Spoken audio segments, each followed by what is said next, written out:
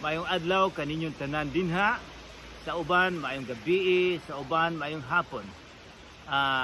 Dako, it's my privilege to study the Word of God with you nga makauban kamo sa atong pagtuon sa pulong sa Ginoo. Sa dili pa kita magsugod, atong ihatag ang tanan sa atong Ginoo. Mag-ampo kita. Amahan namong langit nun, daghang salamat sa panahon nga kami imong gitugutan aron sa pagtuon sa pulong sa Ginoo. At kini ang among suga dinhi sa kalibutan. Lord, walay laing suga dinhi kundi ang imong pulong. Hinaot ko ang Espiritu Santo mao'y magalihok sa among kasing-kasing karon. Hinaot ko ang nga siya ang among teacher karon. Sa ngalan ni Jesus, Amen. Mga kaigsuunan, sa atong normal nga pagtuon, mag-review kita kadaghanan. So sa Kapitulo 8, atong gitunaan dito nga may ang mga babaye ang nisuportar sa mission sa atong Ginoong Jesucristo. Daghan siya mga disipulo, mga 12, apa napagi uban nga kinahanglang mukaon. So ang mga babaye, mga adunay mga kwartahan ang misuportar sa atong Ginoong Jesucristo. O pagkahuman dito, si Jesus usab gatuon gatudlo may tungod sa sambingay nga dinay taong gapugas og ang binhi, ang usang binhi miturok didto sa yuta nga gahi, ang usa miturok didto sa kabatuan, ang usa miturok sa katunukan, apan di na gyud binhi nga miturok sa kasing-kasing sa tao. So ang binhi buti pasabot ang pulong sa Ginoo. Ang uban dili gyud makapuyo, di gyud motubo ang pulong sa Ginoo tungod sa ilang kasing-kasing. Og ato usab nga gitunan sa Lucas Kapitulo 8 ang dalagitang anak ni Jairo og ang babae nga mihikap sa pupo. Si Jairo adunay pinalanggang anak, usara ka anak niya nga dalagita ang nagkasakit duol nang mamatay og giayo ni Jesus gihatagan og kinabuhi usab. Ay pagkuman dinay babae nga adunay sakit, dili mohunong ang iyang dugo sa 12 ka tuig og kini iya lang gihikap ang gamay, ang sinina ni Jesus o kini siya na ayo. So karong adlaw muadto kita sa Kapitulo 9 akong basahon. So guys, naaba na mo sa Lucas Kapitulo 9 atong basahon. Kung dili mo kabisado sa atong pagtuon sa New Testament, sa Bag-ong Tugon nga naa ninyo karon, ingon ani ang libro, magsugod og Matthew, Marcos, Lucas. So naa kita sa Lucas. So basahon nato sa Kapitulo 9. Gitigom ni Jesus ang 12 katinunan ug iyang gihatagan sila gahom og otoridad sa paghingilin sa tanang mga yawa o sa pag-ayo sa mga sakit. Unya, dinhi atong nabaw-an nga ang mga disipulo ni Jesus iyang gihatagan o gahom, power. Hain man gikang gahom, kinsa may gahatag. Sa atong pagbasa, ang atong Ginoong Jesucristo ang gahatag og gahom. Unsa pa may gihatag sa ilaha? Otoridad, aduna sila otoridad nga sa paghingilin sa tanang yawa o sa pag-ayos sa mga sakit.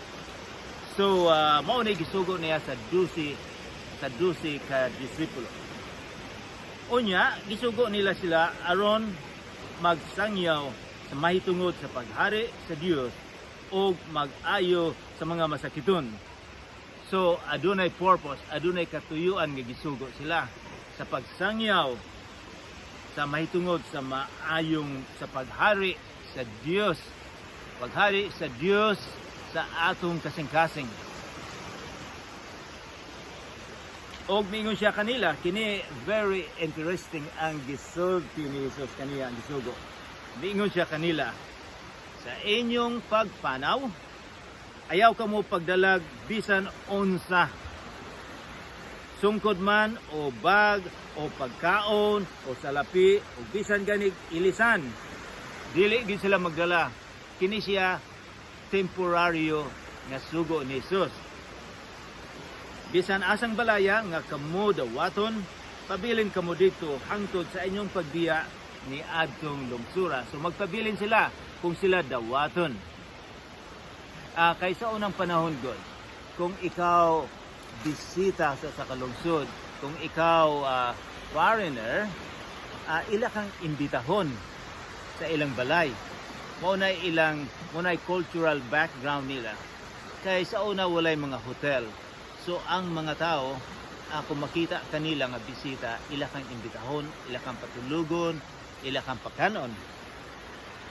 O bisan diin nga dili kamo dawaton, biyaen ni atong lungsura og taktaka ang abog sa inyong mga tiil, agig pasidaan kanila. Nagpasidaan kanila nga sila dili makadungog sa pulong sa Ginoo og adunay dili nila mamahay ang mga disipulo. Migikan ang mga tinun-an og miadto sa tanang balangay, nagsangyaw sila sa maayong balita og giayo nila ang mga masakiton. Mga kaigsunan, ngano man siguro nga si Jesus nagpadala og mga messengers, mga missionary sa mga kalungsuran, o unsa may giingon, dili sila magbalon og sapatos o sungkod o pagkaon sinina. Ngano man siguro kini mura na temporaryo nga sugo ni Jesus. Ngano man siguro nga dili mo sila magbalon. Posible siguro kay mga kaigsunan sa wala pay usa ka tuig si Jesus mubiya na dinhi sa kalibutan. Iyang gi-practice sila nga wala siya pananglitan. Kining mga disipulo nakadungog sa mga teachings sa atong Ginoong Kristo. Bisan asa si Jesus, nakadungog sila. Naantigo na sila sa ilang una-una. Apan sa buhat, wala pa. Kinahanglan mutuo sila sa ilang nadungog. Kinahanglan musalig sila ni Jesus sa ilang mga pagkaon sa tanan, na ilang mga activities musalig sila ni Jesus. Kaya unsa may giingon ni Jesus, ang power uban kanila, ang gahom uban kanila. So mao nang gi-practice gyud ni Jesus sila. I-practice nila nga musalig sila sa gahom sa ato Ginoo. Kay sa akong giingon ninyo, kining mga 12 ka disipulo except si Judas, mo sangyaw sila sa maayong balita dito sa Middle East, sa Europe, o sila ga kinahanglan gyud sa tabang sa atong Ginoong Kristo. Kay wala naman si Jesus, pero ang Holy Spirit ang magtabang kanila. So silang tanan mituo og nagpakamatay sa ilang mensahe. Muadto kita sa versikulo 7. Si Herodes nga maoy nagmando sa Galilea, nakadungog may tungod sa tanang nang hitabo og naglibog siya pag-ayo. Kan may mga tao man nga nag-ingon nga nabanhaw si Juan nga magbubunyag. Kay nganong naglibog man siya, iya man gipaputol ang ulo ni Juan. Ang ubang mga tao miingon nga si Juan mibalik na banhaw. Nag-ingon usab ang uban nga mibalik si Elias. Si Elias usa sa ilang mga propeta sa mga maybe more than 400 or 500 years before them. Samtang ang uban gayod miingon nga nabuhi ang usa sa mga propeta kaniadto. Miingon si Herodes, gipapunggutan ko na si Juan apan kinsa man di ay kining tawhana na daghan mang butang ang akong hinung na akong nadungog mahitungod kaniya. Og nagtingwa siya sa pagpakita ng Jesus. kinsa man ni si Herodes. Magtuon kita sa historical background. Sa pagkatao ni Jesus, ang amahan ni Herodes, Herod the Great, ang bantugan ng Herod, ang hari sa Israel. Katong amahan nga Herodes, palakiro kaayo. Daghan siyang mga asawa. So buot ipasabot kung daghan siyang asawa, daghan po siyang mga anak. So usahay ang mga anak katungod sa daghan, usahay mag-asawa lang po sila o sa ilang mga igtagsa o paryente nila. So kining Herodes karon sa panahon ni Jesus nga mga almost 15 years sa amahan, kini siya ang usa sa nag-investigar sa atong Ginoong Kristo. Kini siya nasuko iyang gipapatay si Juan tungod kay gisibwa gisulti man ni Juan iyang gisermon ang mga binuang sa hari kay iyang giasawa ang iyang pagumangkon, iyang giasawa ang asawa sa iyang igsoon. So mauna nga sila nasuko, ang misis niya nasuko sa dihang ang anak sa iyang asawan misayaw og sexy kaayo, na impress kaayo si Herodes. Niingon siya, unsa may imong gusto, ang katunga sa akong gingharian or unsa may imong pangayoon? Nidalagan siya sa iyang inahan, mama, unsa may akong pangayoon sa hari? Niingon ang asawa kay nasuko man siya ni Juan, gusto na ako ang ulo ni Juan. So mao nga napunggutan ang ulo ni Juan. So mao ni si Herodes, gusto siya nga makita niya si Jesus. Kay si Jesus daghan na kayong mga followers. Nagsikat na si Jesus. Siguro nahadlok siya nga makuha ang iyang power. O moadto kita sa versikulo 10. Namalik ang mga apostoles og misugilon sila kang Hesus sa tanan nilang nahimo.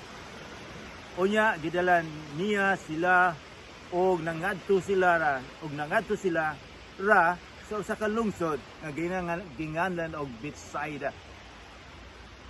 Sa pagkasayod sa mga tao ni ini, misunod sila kaniya. Giabi-abi sila ni Jesus o gisugin lan mahitungod sa paghari sa Dios o giayo niya ang mga masakiton.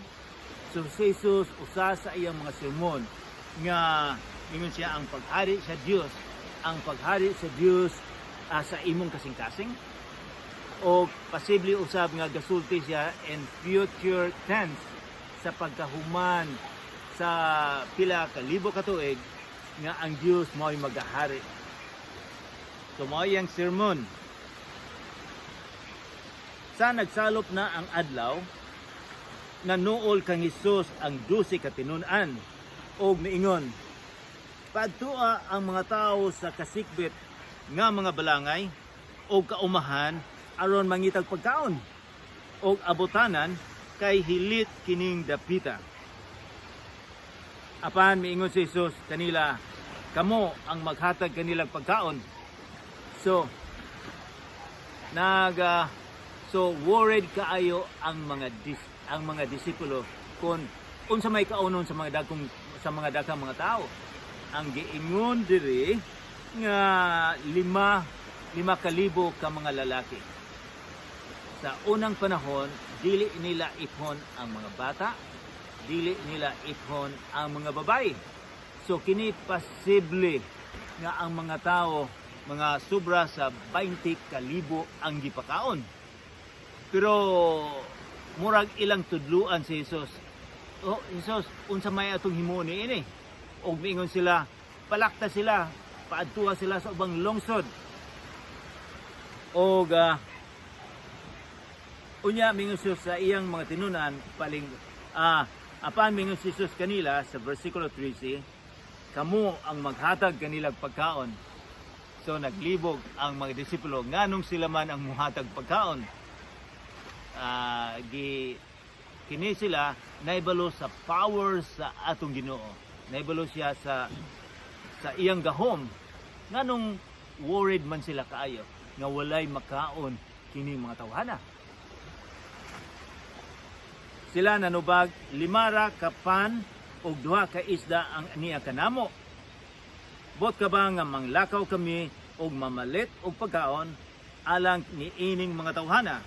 Dito'y mga 5,000 ka lalaki.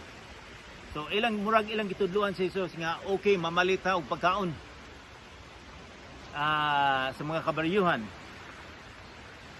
Unya miingon si Jesus sa iyang mga tinunan, palingkura ang mga tao o papunduka sila sa tinagsa sa 50, tinag 50. Gituman kini sa mga tinunan o gipalingkod silang tanan. Gikuha ni Jesus ang 5 ka pan o 2 ka isda o mihangad siya sa langit o nagpasalamat sa Dios. Unya gipikas-pikas niya ang pan o gihatag niya kini sa mga tinunan aron ilang iapod-apod sa mga tao. Nangaon og nangabusog silang tanan og human niini nakahipos ang mga tinunan og 12 ka bukag nga salin sa mga tao. Mga kaigsunan, unsa may gihimo ni Jesus? Gipakaon niya ang sobra sa 20,000 ka tao sa jutay nga pan ug nga gamay nga isda. Mga 200 na katuig karon. Adunay mga tawo nga gatuon sa Bible. Mga naturalist, mga liberal dito sa Europe nga katong gihimo ni Jesus imposible to. Kaysa natural sa jutay nga supas o sa gamay nga isda, natural dili gyud na mudaghan. Mo nang miingon sila nga imposible to, dili tinuod tong gihimo ni Jesus. O panalitag kining mga tawhana, mga liberal, dili sila mutuo nga si Jesus mulakaw sa dagat. Kay imposible gyud sa natural nga sitwasyon dili makalakaw ang tao. Dili usab sila mutuo nga si Jesus mabanhaw. Kay mingon sila sa normal ang tao dili gyud mabanhaw. So kining tawhana, kining mga pastor kita usab sa Pilipinas o sa tibuok kalibutan na apektuhan sa ilang ideya. Aduna po'y uban nga mga tao nga miingon nga sa wala pa sila miadto ni anong lungsura, ni anang baryoha, gisugo na ni Jesus ang iyang mga disipulo nga magbutang og daghan kayong pagkaon dito sa kuweba. Magbutang daghang isda. Iyan ang gipreparar. Murag iya bang iyang gi-magic or iyang giluko ang mga tao. O sa dinha na sa adlaw ng sa pagpakaon, si Jesus ang iyang mga disipulo didto duol sa kuweba. O si Jesus usab didto. So sa dihang nagsugod na sila pagkaon, ang mga disipulo naghatag dito sa likod, gahatag og supas og isda niya. So mao to iyang gihatag. Mura og gibinuangan nila ang mga tao. Apan kining mga tawa na usab wala mutuo nga si Jesus Ginoo. Mauna nga ilang giinterpretar ang Bible nga dili ni mahimo sa ordinaryong tao. Apan ikaw ug ako mituo man. Klaro man gyud sa Bible nga si Jesus kumplito siya nga tao. Mukaon, gigutom, matulog, masuko, ato po usab nga mahibawan nga si Jesus kumplito nga Ginoo. Iyang giayo ang tao nga namatay na. Ang anak ni Jairus nga namatay na, iyang gihatagan og bag-ong kinabuhi. o kining mga tawhana usab nga pila kalibo, 20 kalibo, iyang gipakaon. O kinsa may makapahunong sa unos sa dagat. Karong panahon na, karong adlaw ni ako sa likod sa among balay sa dagat, o nabalo kita, o ako nakasakay ako og barko nga naglibot sa tibok kalibutan. Kay bulo ko kung unsa kakusog ang hangin. Wala pa ko makakita nga ang hangin, nga ang unos, ang bagyo kalit nga muhunog. Ang gihimo ni Hesus sa dinhay bagyo nga kauban niya ang iyang mga disipulo, iyang gikalit, iyang gipahunong ang unos. Walay taong makaingon. So, kung si Jesus naghatag og pagkaon, kanang pagkaon sa mga tao sa unang panahon, si Jesus usab makahatag ikaw ug ako usab. Nagkinahanglan og pagkaon physical, nagkinahanglan usab kita og pagkaon nga espirituhanon. Si Jesus lang ang makahatag og espirituhanon nga pagkaon nato. Espirituhanon nga kini mulungtad sa tibuok sa pila ka libo ka tuig. Siya usab ang magtabang sa atong kaugalingon nga kita manginabuhi dinhi sa kalibutan nga espirituhanon, nga kita mahibalo og unsa nang yutan-on nga kalipay, o nga usab kita mahibalo og kanang espirituhanon nga kalipay. Maunay ihatag sa atong Ginoong Jesucristo kanato. Hinaot pa unta nga kita musalig kung unsa ang gihatag sa Ginoo kanato. Ang mga disipulo ni Jesus, iyang gihatag og chance nga gamiton nila ang ilang pagtuo pagsalig ni Jesus. Gihatagan sila og mission nga lisod kaayo. Kita usab gihatagan kita og misyon sa atong Ginoong Kristo nga kita musalig nga na kaniya, nga ang atong kusog gikan sa atong Ginoong Kristo. Una-una nga gihatagan og power ang mga disipulo. Sa pagkabanaw usab ni Jesus, ang mga disipulo gihatagan og power sila, nga sila magsabwag sa maayong balita, aron nga ang mga tao nga maminaw, ang mga tao nga mutuog, musalig kaniya, adunay kinabuhi nga walay katapusan. Ikaw og ako usab gihatagan og tahas, gihatagag dako kaayong otoridad nga sultian ang atong mga igsuon, mga amiga, apil na ang atong pamilya may tungod sa kaluwasan. Apan kinahanglan usab nga tan-awon ang imong kinaiya. Kay kung ang imong kinaiya dili maayo, dili sila matuo. Kinahanglan kita guided sa Espiritu Santo. Mag-ampo kita. Amahan namong langit nun, daghan salamat sa among leksyon karon nga ikaw ang mag-supply sa among kinahanglan sa kinabuhi. Daghan salamat nga kami kung mutuo musalig kanimo. Ilabi na sa imong pagsugo kanamo sa pagsabwag sa maayong balita nga kami musalig na kanimo. Hinaot po nga imong panalanginan ang tanan nga naminaw karon. Hinaot po nga kini ang suga sa among kinabuhi. Ginoo, pasayloa kami sa among mga kasalanan. Daghan salamat sa imong pagpasaylo. Sa ngalan ni Jesus nga among manluluwas. Amen.